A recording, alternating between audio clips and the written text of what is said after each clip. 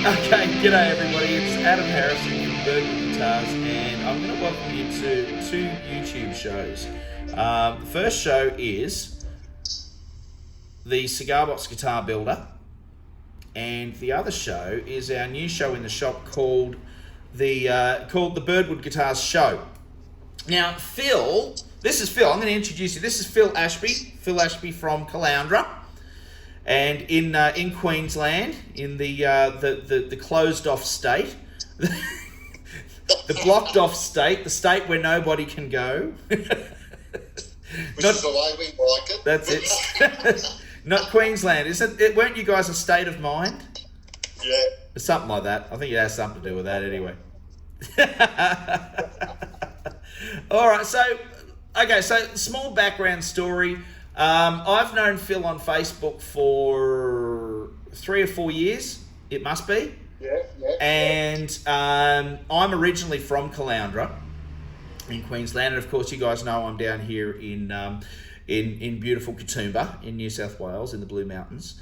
And the funny little story between me and Phill and I have known each other for years. We've kind of chatted back and forwards on the Cigar Box guitar groups and the guitar building groups and things like that. And all the while, when I'd fly up to Queensland, my mum would be saying to me, "Oh, look, I've got a good friend of mine who builds guitars. I should catch up with Phill." And I never with Phill, and I never could catch up with Phill. But the funny thing was, I didn't put two and two together and actually figure out that Phill was actually Phill from Queensland, and your wife and my mum are best mates. Yeah. So, which I don't know about you, but I only put the pieces together about 2 years ago. Yeah, same as me. Yeah. It's like, oh, that Phill. Yeah. Because your mum would say the same thing. "Oh, my son builds guitars, you should chat with him." And I go, "Oh, yeah." And then not saying who you were or where you were. No. But in the meantime, we had been chatting and whatever, as you said. Yep. But your guitars have certainly come in leaps and bounds. So let's go back and do a little bit of a story. So how did you get into building? I suppose cigar box guitars were kind of the... Yeah, that was my first introduction. Yep. What happened was our eldest granddaughter, she gave us one of those wine box casks and things like that, with chocolates and so forth. And I thought, well, for Christmas... And I thought, I'd like to do something to keep it as a memento of what she gave us. And so I got online, and I've always had a thing with music and that. And then I saw these things about cigar box guitars, and I thought, well, this should be really good. And so I started off with that, and actually the dog bowl behind me there is the first guitar that I did build with her box. The wine box. And... with the box that she gave us, and then I built the neck and everything, and then got the dog bowl. And yes, that's my first introduction into cigar box guitars, and I've kept that one ever since, and she'll get that when I shuffle off this mortal coil. Now, is that fretted? Yes, yeah, it's my first go at fretting the whole lot. So, I had a mate who helped me. He was very good at woodwork, and so we built it together. Yeah. I sort of designed it, and we came around with ways of getting around it to get the dog bowl in there and things like that, because we're not having ever built anything like that. And just got online and learned how to do the wiring and everything like that, and it's just taken off from there. So God bless YouTube, hey? Yeah, oh God, yeah. But I'm actually really impressed that you actually. No experience at all, but the very first guitar you actually did was one that you actually did the fretting on. And how accurate were the frets? Yeah, no, actually quite good. Yeah. So, yeah, I just got, because I had an acoustic guitar, similar to what you got in the background there, and I just lined them up on a blank piece of timber and just mashed it all up. That's it. Well, I just had a young guy come in for one of the local Katoomba High School kids come in. I don't know what time is it now. It's 1:15 here, so he's probably out on his lunch break or he's escaped from school for the day.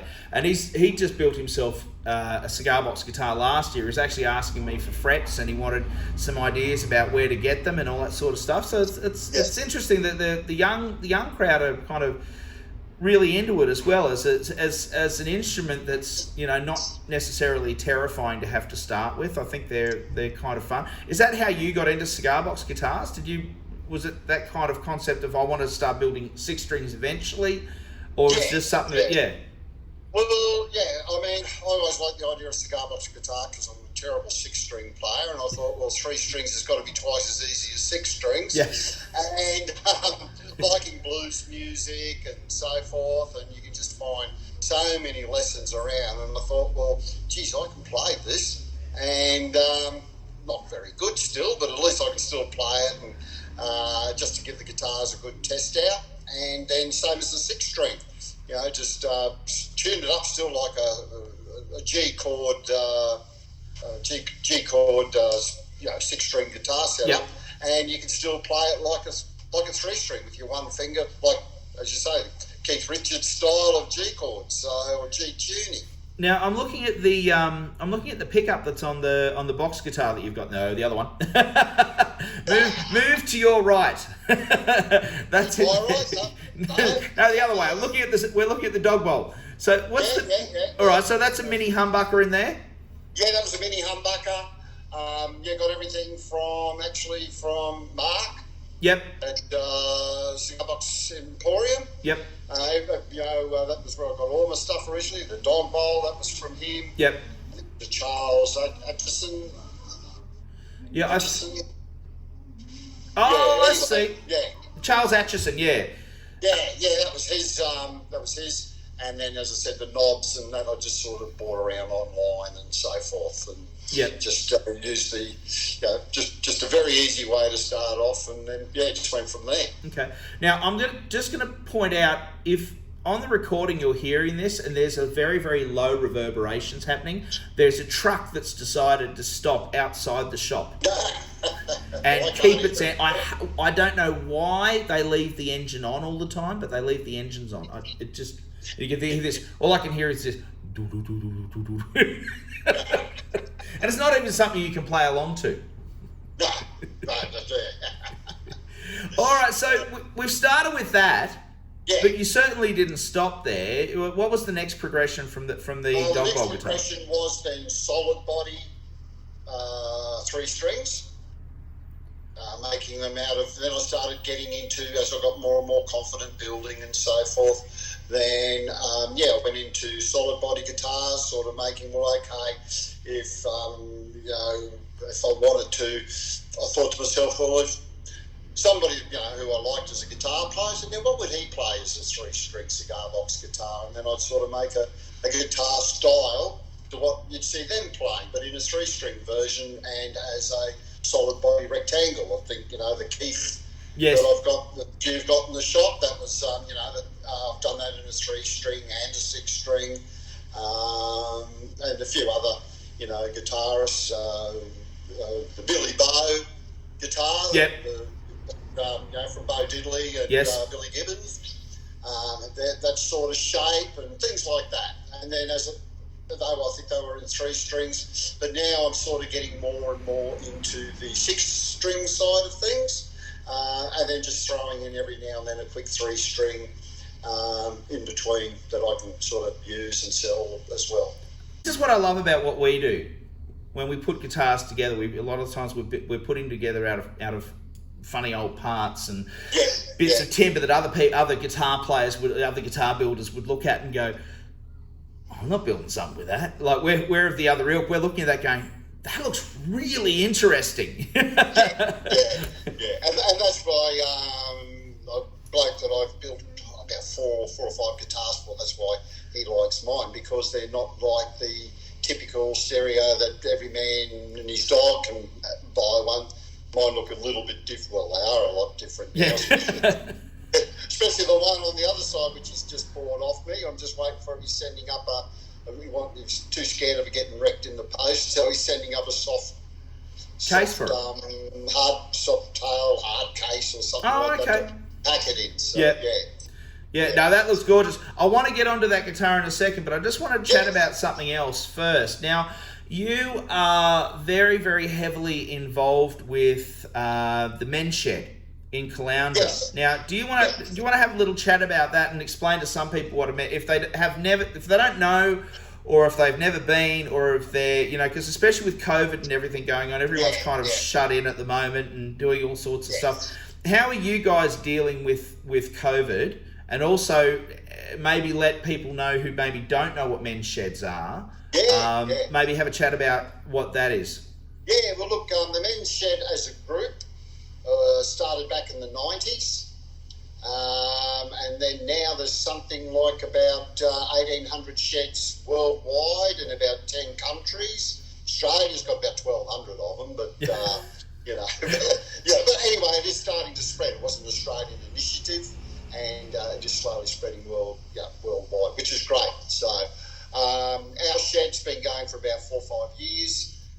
We were running into problems with where we were. We were only given leasing, which now little permit, 12 monthly permits, which stopped us from getting grant money and so forth. Just recently, council have come to the fore and given us some land, which we still lease off them, but at least we get 10-year leases, and then which means we can apply for grants. And we got a federal government grant of $260,000, which will build the shed. And we've had a couple of big state grants as well just recently, and to buy some new saws and so forth when we get in there. The men's shed is great for just camaraderie, especially on the coast here. A lot of people moving to the coast, and and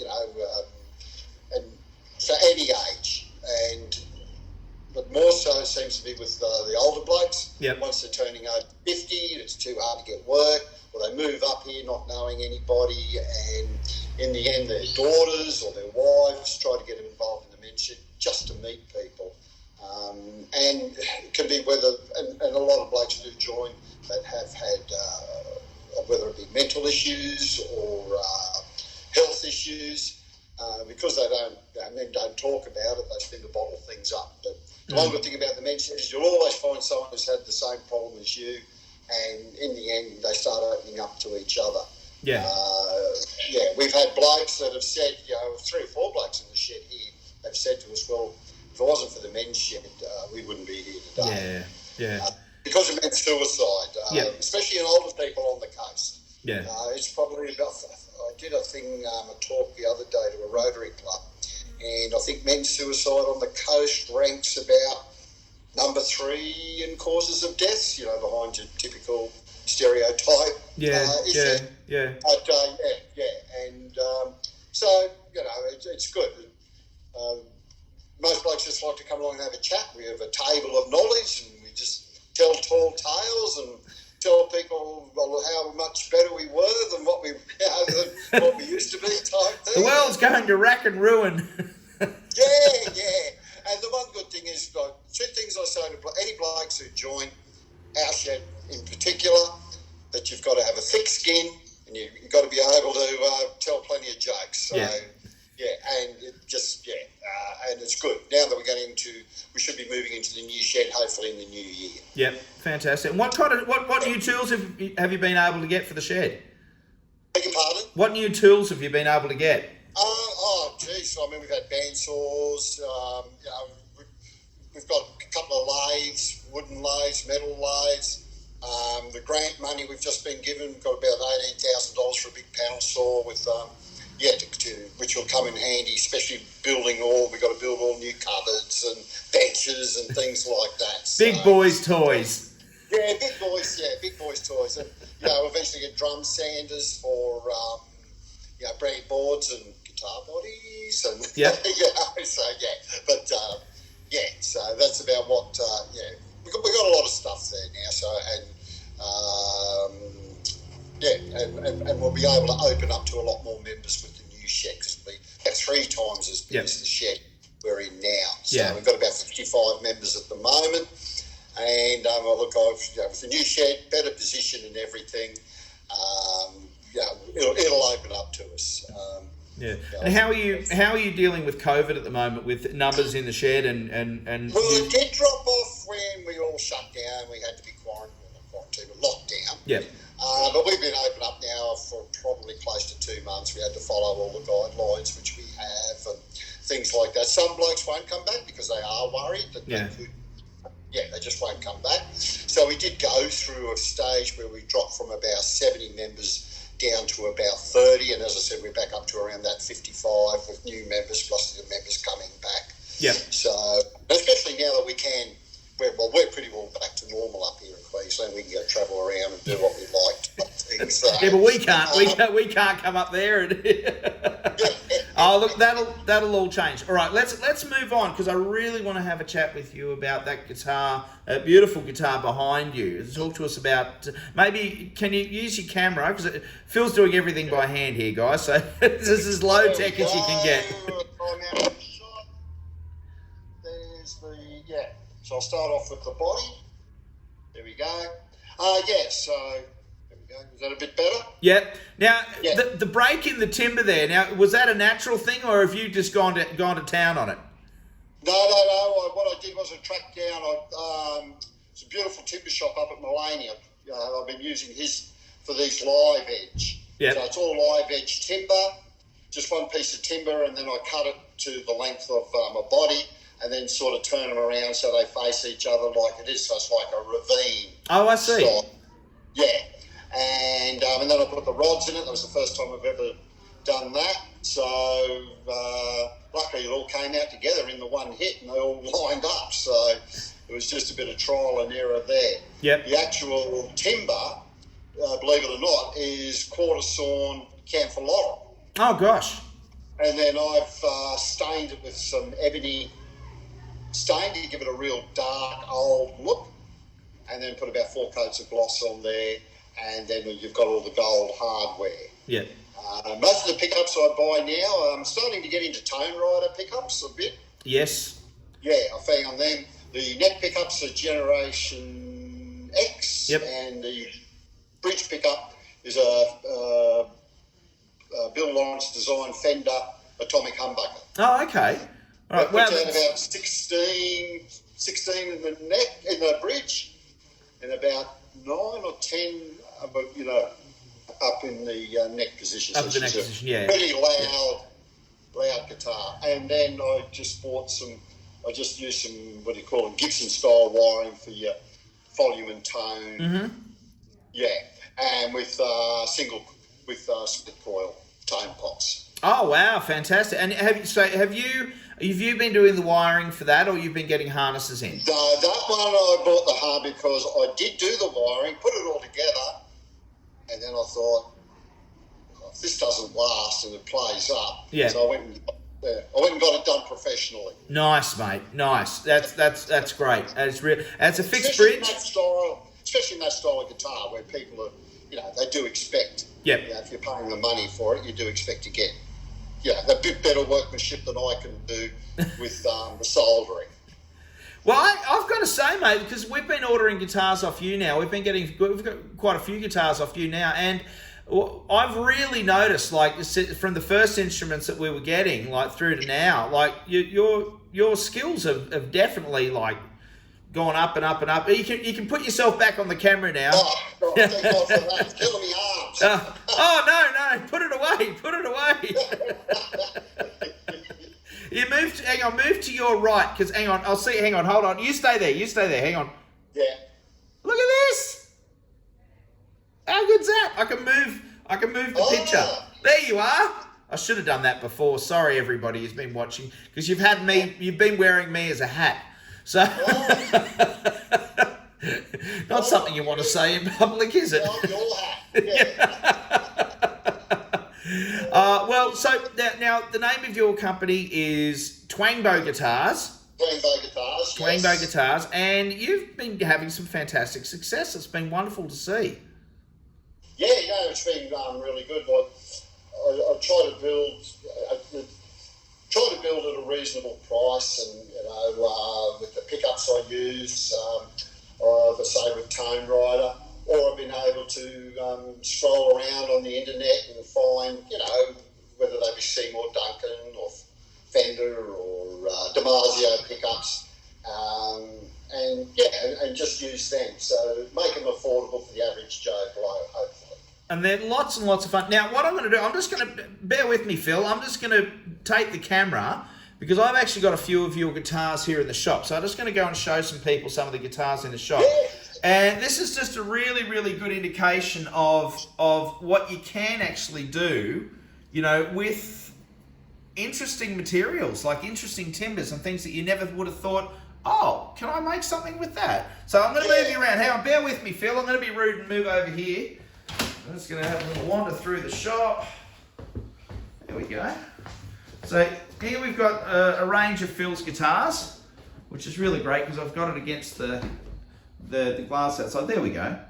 So we can actually see we've got 1, 2, 3, 4, and 5 of Phil's guitars, and it just gives you a really good idea of what Phil's up to. He's doing some really, really great guitars. They're lots of fun. They're great to play. They're really fun to play, and really beautiful timbers. But they're all done in this really rustic kind of freehand style, which is really gorgeous. It's you know, no templates, right, Phil? No templates, that's exactly right. That's it. So.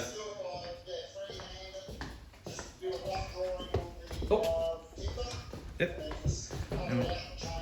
Doing a move around at the moment, so I've just moved a couple of things here, and here we go. And these are Phil's box guitars, which we've sold rather well. Keithie's going off. So this is Keith, and very good. All right, here we go. I'll move back into assuming the position back in front. I hope I can get you back in there now. Hang on. So let's get you there. This is all very high tech, isn't it? It's all really, really high tech stuff. There we go. Look at that. Oh, look at that. You got a halo above your head. Liar. That should be around me neck. Yeah. All right. So this has been Phill from Twangbo Guitars. And anything else you want to say, Phill? No, just speaking of timbers, the latest one, just to show people the sort of really strange timber I have been using, is this one behind me here on the table. Gosh. You got that? Oh, I can just see it. Hang on. Go to your right. That way? That way.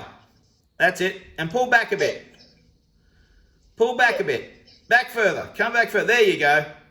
Yeah, that's a spalted Tasmanian blackwood cap with African mahogany body. Oh, wow. So, yeah. So that's what I mean. I just look around and I just like to use different timbers. Yeah. So, yeah. Absolutely. Phill, thank you so much. I really, really have appreciated having you on the shows. So just to let you guys know, we've got this program is out on 2 YouTube channels. We're going to be putting it out on the Birdwood Guitars show, which we've just started. And that's a show where we're interviewing people like Phill who have something to do with the shop, who've added to the character of the store, and you know, they're just great friends of the shop. Also local musicians and other artists who again have been connected with the store. So we're just trying to raise their profile, get people to know who they are. On another note, it's wonderful if you are in Australia or you're in a country, you might be in the States or Europe or wherever you might be watching this. See if you've got access to something like a men's shed. If you are lonely, if you are new to an area, or you just want to talk to some people, get out there and have a chat to friends. See if you can find a group like this, because it's wonderful to be able to. And also, don't forget people in your community as well, as in this guitar building community. We're very vocal people. We're generally not quiet people. We're quite happy to have a chat. So, you know, and we're happy to help each other. Yeah, you know, COVID's made life difficult and made things, you know, interesting for pretty much everybody. We're all affected by it. We're all affected by it. So, you know, if you need to have a chat with someone, have a chat with someone. So, public service announcement done. The other show is the Cigar Box Guitar Builder. Now, Phill kind of fits neatly, kind of like myself, into the camp where we're also cigar box guitar builders, but we're also 6-string electric guitar builders. So, and it just goes to show that it's interchangeable, you know. So, get out there and try something different. If you build electric guitars or acoustics and you've never built a cigar box guitar, see how much fun you can have actually building a cigar box guitar. And alternatively, if you build cigar box guitars, but you want to try and just kind of break out of the mold a little bit, build a 6-string, build an 8-string, build a 12-string, or a 6-course, or build just. What's going to happen? What's the worst thing that'll happen if something breaks? Who cares? It doesn't really matter. You've just gone and tried something. And you can change the design as you go along. That's it. You might start off with one certain design, and as you say, you might bugger that up and something might not go quite right. Oh, okay, I'll just change the shape a little bit. That's it. That's it. we're gonna let's have 2 necks. So you can do anything you want. All right. So thanks again. Thank you, Phill. Guys, if you're looking at the YouTube, whichever YouTube channel you're on, go and check out the other one. And also, if you're liking what you're seeing, if you're enjoying the shows, please click subscribe. Click that little bell to see if you're getting notifications. We're here to, and if you've got any questions at all, there's some websites attached, and websites are attached. Also, we've also got email addresses there, so if you need to contact me regarding anything regarding the show or regarding anything at all, don't hesitate to get in contact with us. We sell Phil's guitars here at Birdwood Guitars, so you can always check out Phil's Guitars at birdwoodguitars.com. Also now on birdwoodcigarboxguitars.com.au, which is a new website we've opened up, which has actually got Afterpay. So I'm actually going to be putting Phil's Guitars on there as well, so they'll be there as well. So you can use Afterpay. It's coming up to Christmas, so if you're looking to buy yourself something or a loved one something, please do that. That's basically it.